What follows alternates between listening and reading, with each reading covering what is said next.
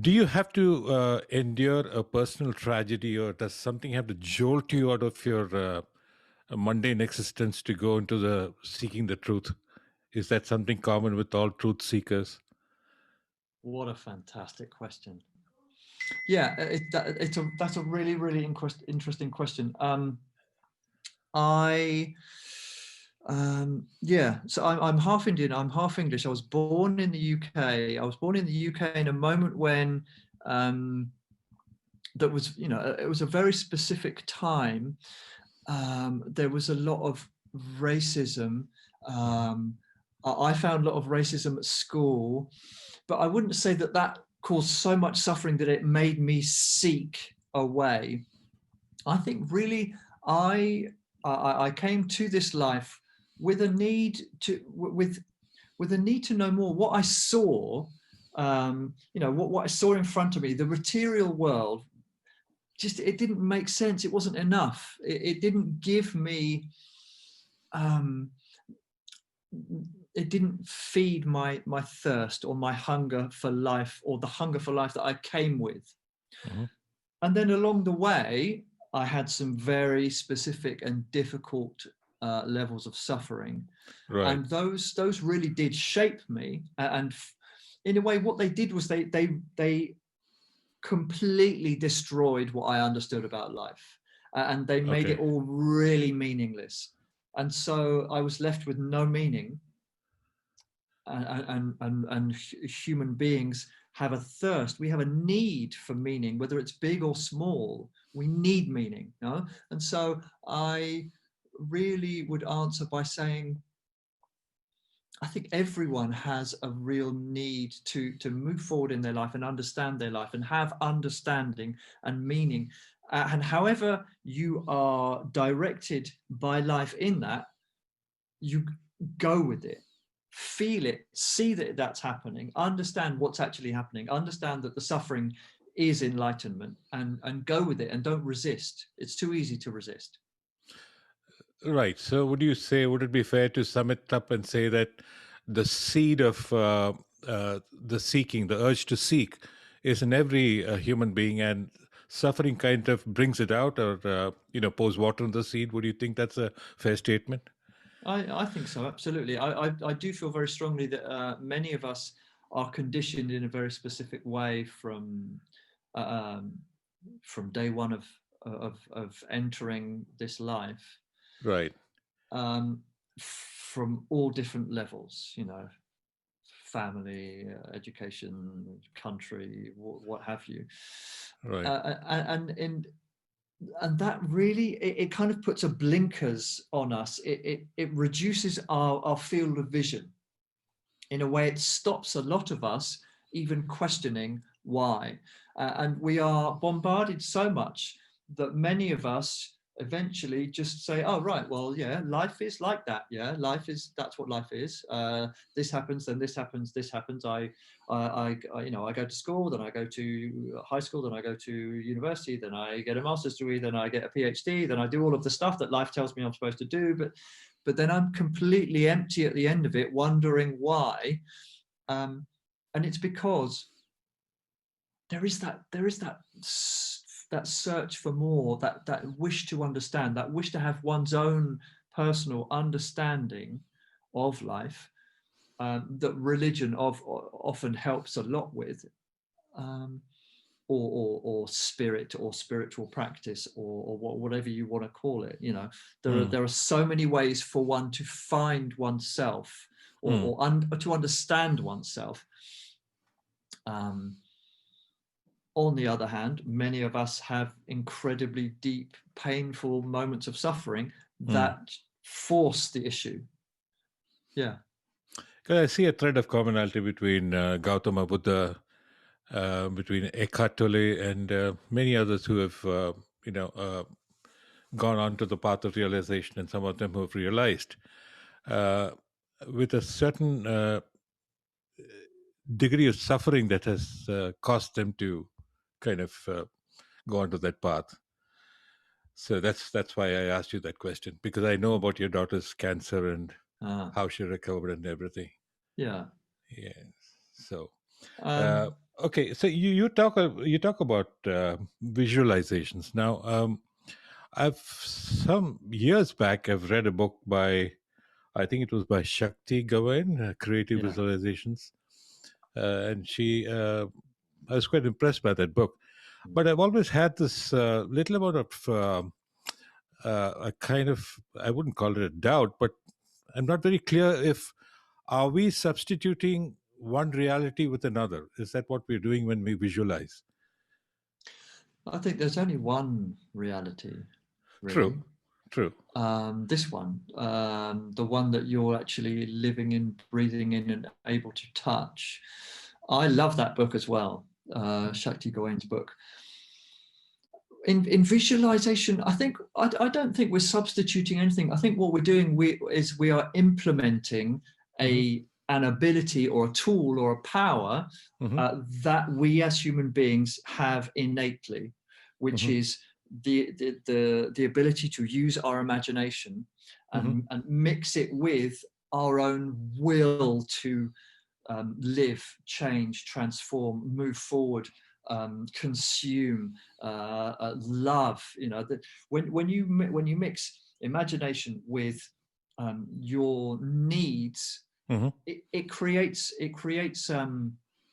transformation in your life. It's impossible that it cannot do that. Your imagination is everything that I sit here in my studio. Everything around me has been created by someone's imagination, Right, including the clothes that I wear. right. So for me, I like to see these things in a very down-to-earth way. I use visualizations and I teach visualization, Yes, I know. um, because what it does is it opens a door to Hmm. an auto storytelling. I get to organize, create Hmm. my own story of my own life, how I understand it, that's different from everyone else's, that means something to me. And it drives me to live in a particular way. At the moment, for example, I'm doing live visualization workshops on a platform called Insight Timer, which is a great Hmm. app. Yes. And so many people afterwards, they send me these wonderful emails of this amazing story of the visualization that they saw within their mind's eye or their mind or whatever you want to call it. Hmm. And this, so much so that they've written it down, and it's enormous and it's incredible. And they share it with me, and what they share with me is the passion for their life that has given them. Hmm. You know, human beings, we love stories. Storytelling is True. one of the oldest things. And so when you create your own story and Hmm. you see it clearly in your mind's eye, it's real. It's not a reality that's different from the one I'm living in. It's another facet of the power of the human mind or the human psyche. I don't know what the word is there, but you Hmm. understand what I mean, no? Yeah, I get it. Like I said, I mean, it's that a temporary euphoria, like you would hit the bottle and then you'd still feel a different universe that you live in. Mm. Mm. So, I mean, Yeah, that's very true. is this a non-chemical euphoria that you get by visualization? Is that was my Well, question? I think you get there is alcohol, there is all kinds of drugs, there are all kinds of Right. medical drugs Yeah. that produce a feeling or a sensation in your body, Hmm. um, and that is as real as you may well feel it, Hmm. of course. Um, but does it really create a lasting impression that's that you will remember 20 years later and go, Right. yeah, that moment changed my life? Yes, you can have some of those moments with with these entertaining things that Right. we human beings have produced in life, but none of them really create for you. I mean, I have a lot of clients. I have clients all over the world. Many of Hmm. them ask me about things like ayahuasca or peyote, and Right. all of these kind of sacred plant medicines. Right. And while, yes, many people have really deep, incredible experiences on these things, Mm-hmm. you also open something Mm-hmm. within your personal space Mm-hmm. that doesn't get closed afterwards. Ah, okay. I really find a lot of people who use cannabis or marijuana, whatever you like to call it, Uh-huh. they open something and they feel more creative and they feel like they're more connected to something. Right. But the problem is that you've caused damage to your one of the subtle bodies. Your body doesn't just finish here, and so Okay. you've opened something that doesn't close, and then Ah, over the years that non-closure produces depression, anxiety, feelings of low self-esteem, all kinds of different things. wow. Whereas Okay. simple visualization work that has no negative drawbacks or side effects, Mm-hmm. because it all comes from you. It comes from the pureness of yourself as a human being. Mm-hmm. Yeah, that answers my question. Thank you. Um, some of your mentors, you say, are Deepak Chopra, Rabindranath Tagore, and Jiddu Krishnamurti. Now, Deepak Chopra and Rabindranath Tagore probably would go in line with the visualizations aspect, but Jiddu Krishnamurti, No, no, but what I love about Krishnamurti is his blunt black and whiteness. yeah. Like my dad, he gave me, I can't remember which book it is. It's probably in my bookshelf right in front of my face, but I don't remember what it's called. The first book I read of his, and one of the first things I read in it, or that really struck me, I must have been about 18 years old, was how separation produces conflict. Mm. No, one of his, and I understood it in a certain way at that age. Hmm. And then I went and read that book again, probably 5 years later, and I understood that in a much deeper way. And then I've kept reading that book again and again and again. And each time I understand separation produces conflict in a far different way. I know the story of Krishnamurti and how he rejected the fact that he was supposed to be this amazing spiritual leader. Yes. And I love that. Yeah. That's Yeah. wonderful. So Yeah. he stood up in front of an entire race of human beings and said, "You want this from me, and I'm not doing it. I refuse to give you that." Now Yeah. that's balls. That's someone Yeah. who has real inner Absolute. strength. Yeah. And Yeah. so, what is spirituality if it's not creating one's own vital life force, if it's not creating one's own inner strength? But most of us, we have this idea of spirituality as I devote myself to something outside of me, Right. which is completely the opposite of what Krishnamurti said. He said there's nothing outside of you.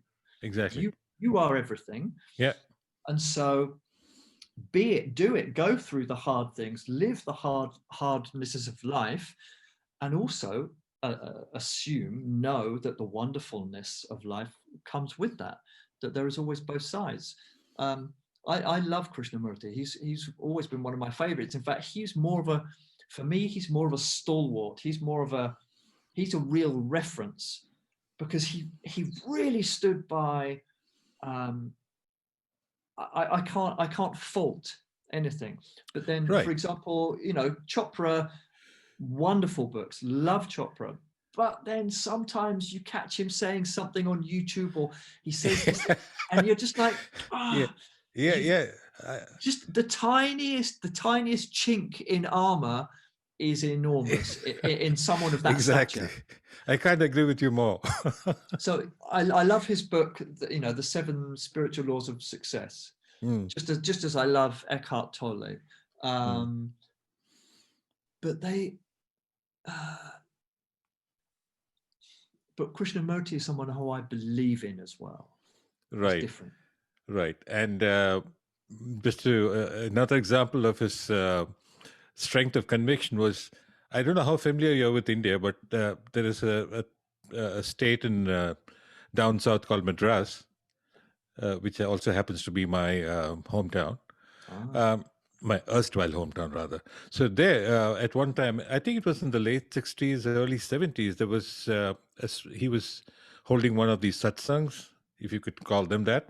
mm. Uh, uh, there was one person who got up and asked, give me a direct answer, is there God or no God? So he had the courage in that society to stand up and say that you created God, God didn't create you. Wonderful. Yeah, so Yeah, that was the strength of his conviction. Anyway, yeah. yeah, And he's gone past that, and yeah, yeah. he's not just said yes or no. No, He said, "What's your personal conditioning? What's your understanding of life?" Because I could tell you that any number of magical, wonderful miracles that God may have created or not, but it means nothing to you. right. I'm a big believer in this theory that nothing really exists, and everything that's in my life is just a projection of my Yes, subconscious mind to give me lessons, right, to teach me stuff. So I've right, come to this life to learn stuff. right. Some of that learning has been brutal. Some of it has been wonderful. Some of it's Hmm, been kind of mediocre. hmm, But that's why I'm here. And so when when you separate yourself from life, hmm, instead of life being this thing that smashes you in the face 500 times a day, hmm. then you can answer a question like that, just how Krishnamurti did. No? Fantastic. Right. Yeah, I've heard this thing about, I mean, coming down to the earth plane to learn lessons and then go learn the lesson and go back. So, now? My question is, what was the entity that needed learning in the first place? If it's from a source of all-knowing, then why did it have to descend to this earth plane, learn lessons, and then go back? Uh, so, what was the lesson that had to be learned, and what was the lesson to be needed? Because it starts from a point of all-knowing, right? How do you know that? By sheer extrapolation of an argument, like how Um, Krishnamurti would. I mean, how can anyone know anything? How can anyone know what happens when you die? How can anyone know if reincarnation exists? How can you actually know if we all came to this this plane to learn stuff?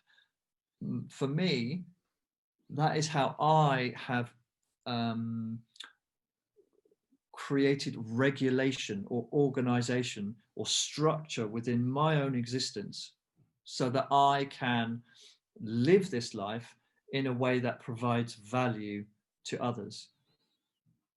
And so, really, as long as it doesn't matter what your belief is, you can really go anywhere with what any of the beliefs that what you see as life, or how you understand that we came to this life with, from the all-knowing. For example, that I cannot question it. Can I? There is no answer. There is no correct answer. But Hmm. what I can say is, well, what are you going to do with that?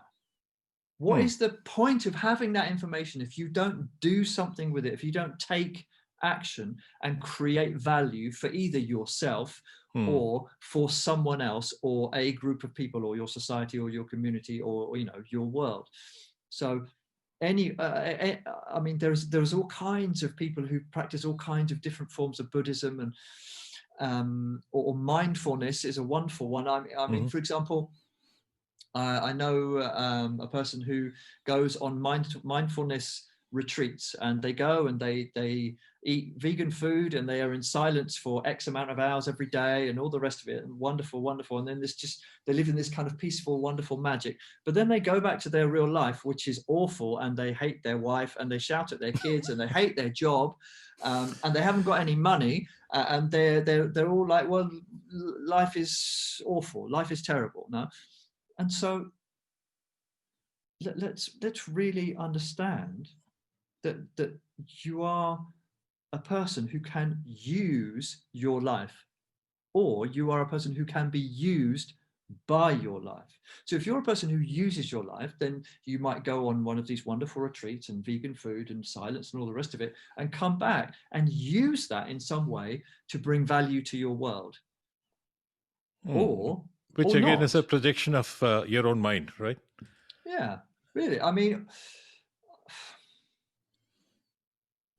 yeah, for me, that is the most important thing.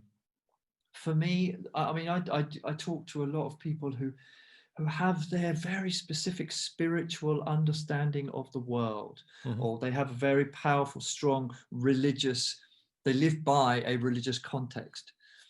And it's great. That's wonderful. I have no right to say you're right and I'm wrong, or I'm right and you're wrong. All I have the right to say is your actions produce something that is good or Hmm. something that is not good. Um, Hmm. and then I gauge whether or not it's good for me to be around a person like that. Hmm. So I think when you get to the core of it, and Hmm. my work as a distance healer is really about helping people get to the very core of their existence, to Hmm. the base frequency in their life. Now, Hmm.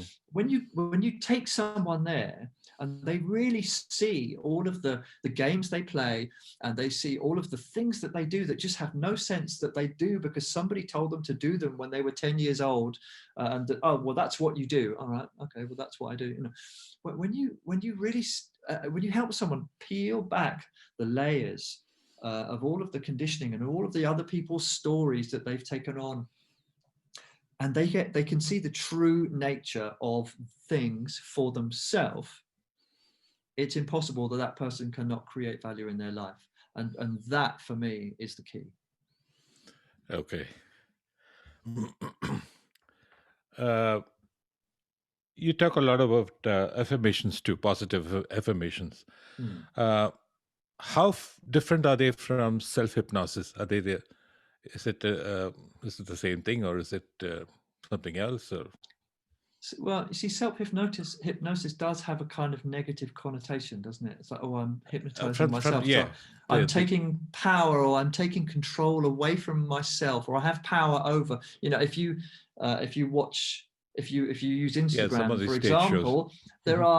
there are adverts of how to learn how to hypnotize people Hmm. in a context of how to have power over someone, how to get someone to do something. Hmm. So for me, I use affirmations because I believe in them, and because they're really a powerful way to force um, the mind to not just run riot in your life, Hmm. because that's what most of us do. We just let the mind make all the decisions.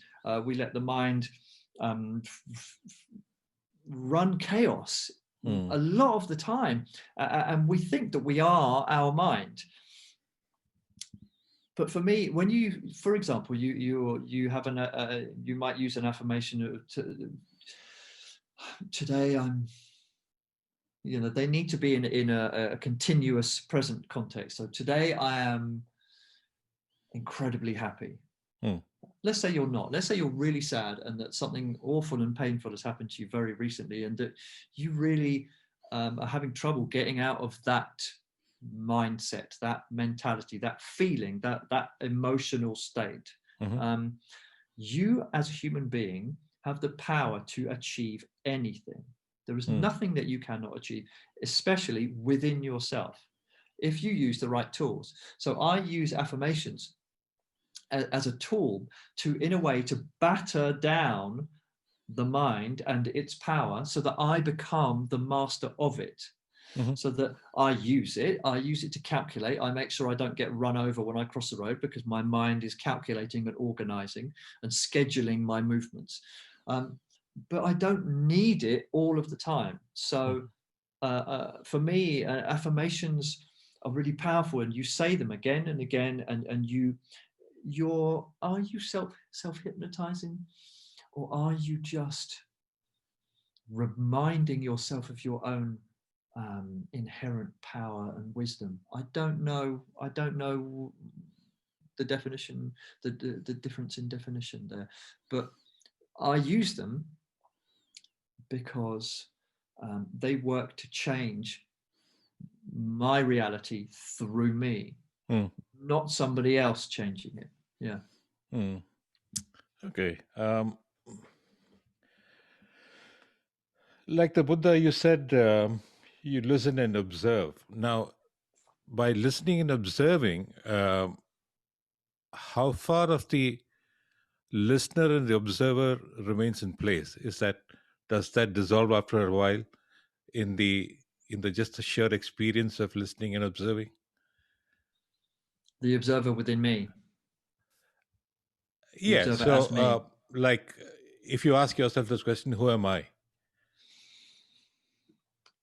and then you start observing that, at one point, at least in theory, you're supposed to completely dissolve in that question, where the mind will go back into its own origins.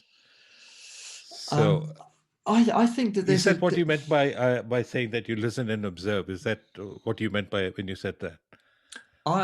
in the context in which I live, it's fundamental for me to be able to listen intently and truthfully and understand what is being said, Okay.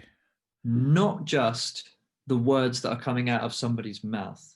Mm-hmm. And it's very important for me to see what is the true nature, what's actually going on around me, Mm-hmm. instead of just seeing the superficial people playing out roles and not giving me the truth, or acting in a certain way so that they get a certain thing. Most people act in a particular way because they want love, or they want status, or you know, or they're looking for some kind of adventure, or they're looking for some kind of safety. Mm-hmm. But really, when I say that, it's really about, this is what I take most of my clients through. It's about what is actually truthfully going on around you. Mm-hmm. Can you honestly see it? Are you do you have rose tinted glasses of the conditioning of certain aspects of your life? Do you have rose tinted glasses because you want a certain thing and you're not getting it, so you're going to act a certain way so that you do? Mm-hmm. And so it comes from a much more solid, grounded place than going into the understanding of the mind and watching the mind. And because for me, I know many people who go down that path and use meditation and all kinds of wonderful tools to do such a thing. But in my case, for me, it doesn't help me create the life that I want to actually live. It creates a kind of duality. It makes me kind of think, I almost kind of lose myself. It makes me think that I'm starting to understand something or be something that only exists in here. And so what value does that bring? It might make me feel better, but most of the time it probably makes me feel superior, or a priority in comparison to others. Right. That's a danger you run. Yeah. And it is that there's a lot of kind of spiritual masturbation that goes on. Yep.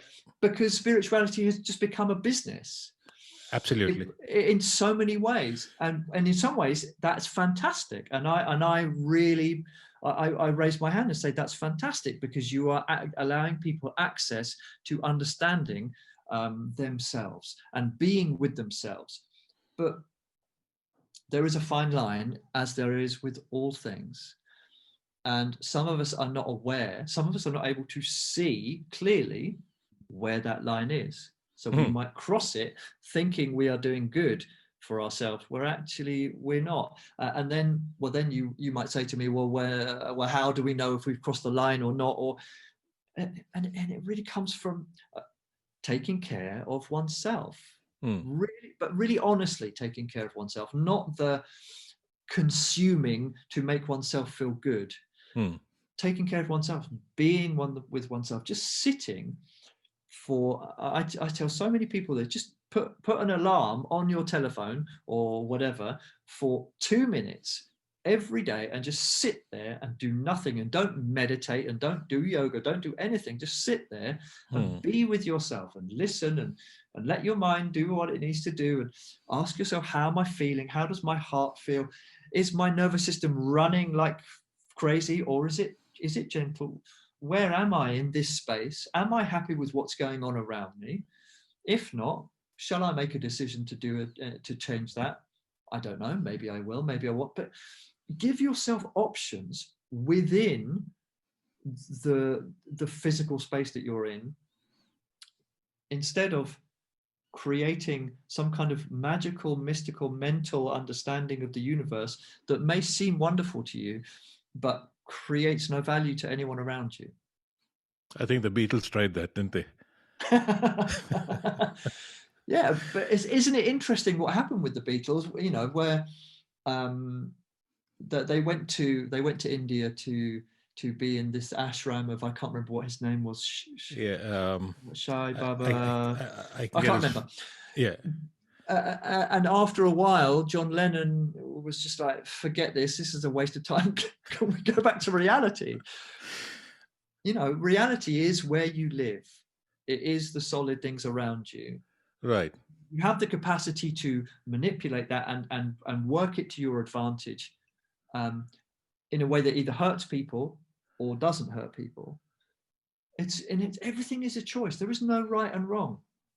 People get hurt all the time. People get saved and feel wonderful all of the time, by themselves, by other people. There is no right and wrong. There just is. It's about you deciding your own values and going forth in a way that you're proud of. Right. Yeah. For me. Makes sense.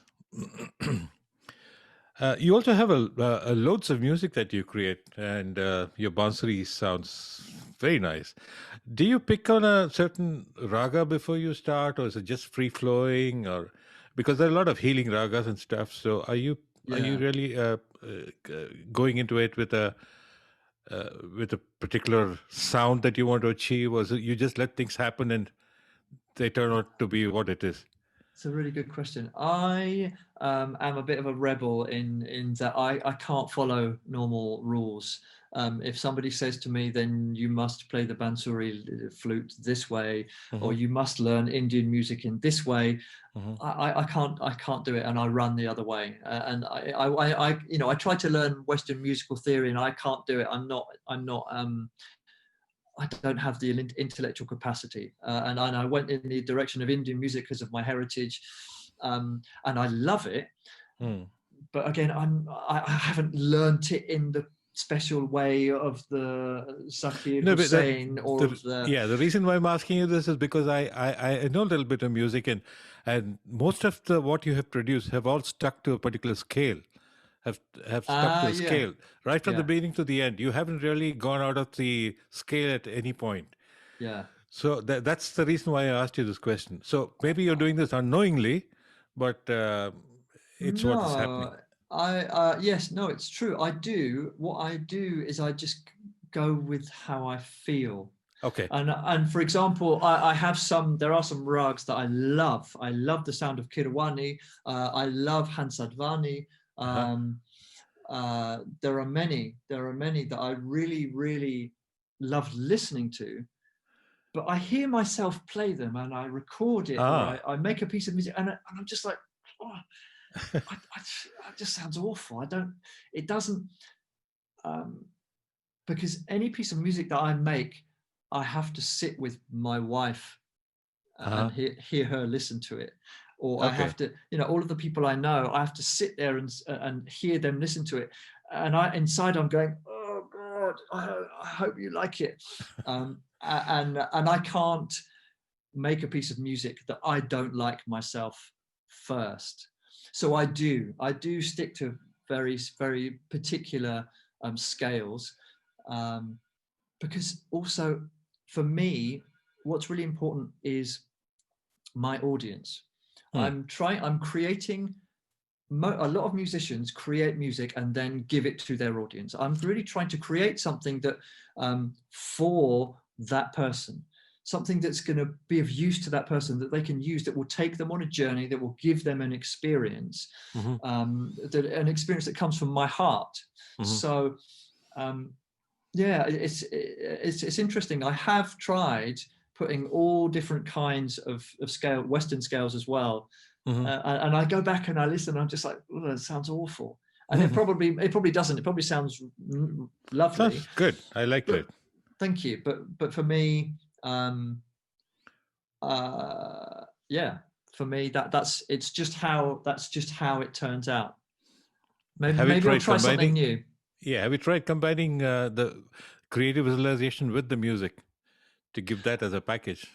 Well, I do on Insight Timer, when I do these live free live visualizations every Saturday, which is at 10 a.m. EST time. What I do is I play the tempura while talking people through a visualization, or I give people the thing they need to do, and then I'll play the bansuri while they're doing it. Obviously, because I can't talk and play the bansuri at the same time, or right. I'll use a drum. And I'll be talking and taking people through while I'm playing. And often when I'm doing distance healing, and people ask me, well, what shall I do? Shall I meditate? And I give them the option. You can do what you want. You can meditate. You can even be asleep. But also, if you'd like to play this bit of music that I have on Spotify, that will get you into a really nice place. And many people say that's what they do, and it really helps them to connect with me. So, right, that's awesome. Anything else you would like to talk about? Anything else I'd like to talk about? I mean, I could talk for hours. This is a subject that it's really dear to my heart. I think I feel so fortunate to have had the life that I've had, with all of its wonderfulness and difficulties and challenges, so that I've got to a point right now today where I'm able to help people all over the world really come to an understanding of themselves and do something about it and do something with it. And so I feel really privileged, genuinely, from my heart. I feel really honored that I get to have a life where I can help people who don't seem to be finding help in a lot of other places. I was working with a guy here in Madrid recently who kept talking about the fact that he does psychotherapy and talk, going every week, every month to talk to a therapist about his life. And he's been going for years and years and years. And I asked him the other day, he's a patient of mine now, a client of mine now, and I said, well, how is that? What do you get from that? How does it feel? And he said, well, it just seems a bit the same. I'm just doing the same thing. I'm not really going to where I want to go. I'm hoping that the therapist is going to take me deeper, but they don't have the capacity to do that because we're only using the voice. We're only using 10% of the entire 100% of communication. And so working with that person, he's come to a realization that he doesn't need anything outside of himself to prove to him that he is okay, or that what he's doing is good or right or just. Because I find there's so much distraction in the world, and there are so many organized systems that we have as human beings that we've orchestrated and designed. Psychotherapy, I'm not saying anything against psychotherapy in any way, it's just an example, but there are so many systems that the entire medical system that we live by, for example, is wonderful if you're in a car crash. But if you have cancer, it's not really doing you any favors. If you have coronavirus, okay, we are creating vaccines left, right, and center and all these kinds of things, but there is never just one way of doing something. There is never just one solution. A human being is far too complex and far too detailed to just feel that there is only one way of doing something. There is only one religion. There is only one God. There is only, it's too basic for us. We're just enormously complex beings. So I really feel, I feel really honored that I have found a way that is of use. And what a curious mix of the seen and the unseen, right? Starting with the human and starting with everything around us. I mean, they seem to exist in so many planes, in the material plane and the psychic plane and in the so it's a complete state of flux. I'm thinking. I mean, I get these visions sometimes that the whole thing is in a state of constant flux. And to borrow a cliche, the only certainty is the uncertainty of it all. And that's great, because we love certainty. Human beings, we love safety. Men, we love structure, yes. Yeah, men, they work hard until everything's comfortable, and then they just don't care. Plop. They go, right, that's it. I've got everything I need. I'm done. No, right. We love certainty, but we also need adventure, and we need new, different things. Because if you give a human being the same food every day, even if it's ice cream or the food you love, if you ate the same food every single day for a year, you would be sick of it by the end of that year. True. So we're so creative, and most of us have come into the world, and as a child, pretty much all of us are geniuses, and we're all just wonderful, creative explosions as children. And then we get put in a box, and then another, then the sides of the box get put on, and they get slowly higher and higher, and then eventually someone puts a lid on the box, then they put some string around the box, and then they cover the string with something else, and before you know it, you're boxed in. You're completely boxed in. And you don't understand why. You feel completely unfulfilled, and you don't understand why your life is just meaningless. Right. And so I love the fact that I could help bring people real solid meaning into their lives using tools like visualizations, like affirmations, like meditation, like storytelling, like all kinds of things. Because I'd love to just see people grow and break out. When you see the box break, it's like, I'm so proud of that person for just, and nothing physical happened. Nothing changed at all. But inside they just went, yeah. I'm done with that. And it's wonderful. It's so wonderful. Yeah, it's almost like being let out after a life sentence. Yeah. You suddenly find that there was so much of freedom that existed. And in one of those things that I'm also, I did delve a little bit into tarot cards and stuff. And so there's one card with the blindfold on, which tells you that, I mean, those chains, I don't know which card that is, but there are loose chains around people, which is supposed to signify that you think you're chained, but you're not, because you can easily slip out of them. Yeah. Well, I mean, today I've had 4 clients today. One of my clients, so I do a thing called a healing ceremony, whereby I connect to your base frequency, no matter where you are in the world, and really help it rebalance and then relay back to you what came out. And just found that this person, I'm not going to give you the exact details because it's personal and private, but this person was just that. They were so boxed in that it was like inside, what they are showing me, because I'm not plucking magic out of the air, I don't believe in that, I'm connecting to a person's essence. Inside this person was a lion, but this lion had this understanding that it was like a bird in a cage.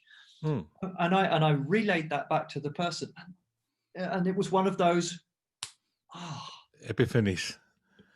Yes, that's how I feel, but I couldn't put it into words. Wonderful, so I feel myself as a really fortunate individual to just be someone who gets to help other people in a way that's effective. And I'm going to try this out sometime. How busy are you? I am pretty busy, but I mean, I do have clients all over the world. I'm just starting to get loads of people in Australia and New Zealand. But let's talk privately, and we will.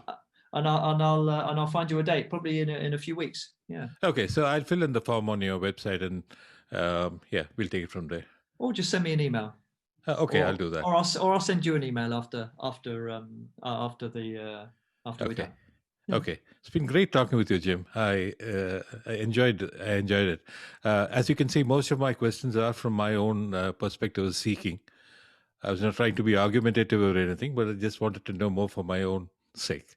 No, I think they were wonderful questions. You weren't argumentative at all. I think it's really important to just be clear and plain and honest and transparent, because there is so much pretending to be transparent in the world now that